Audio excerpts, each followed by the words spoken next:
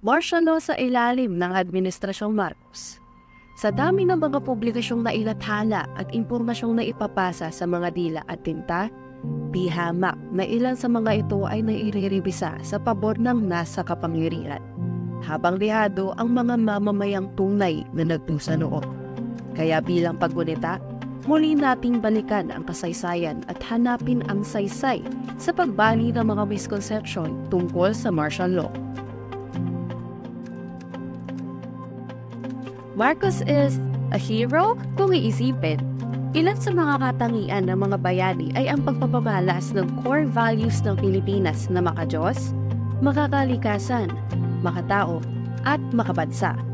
Ngunit kung titingnan ang malalang human rights violations, kawalan ng accountability ng mga lumabag sa mga nakamit na krimen, historical distortion and revisionism, at ang mailap na hustisya sa mga naging biktima ng martial law na ipinatupad ng tinaguriang bayani na si Ferdinand Marcos Sr. Sapat na ba ang pagiging pangulo niya para maituring na bayani o higit pa ang krimeng nakamit niya upang tagurian siyang bilang isa sa mga tagapaglabag ng pagiging bayani ng bansa?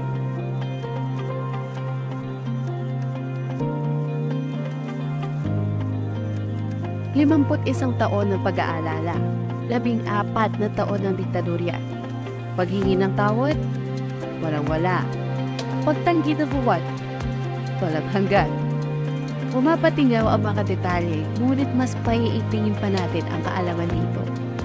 Muling sumisigaw ang #NeverForget at #NeverAgain ng hustisya at paulit-ulit ang hiyaw ng madla pagsapit ng ika-21 ng Setyembre.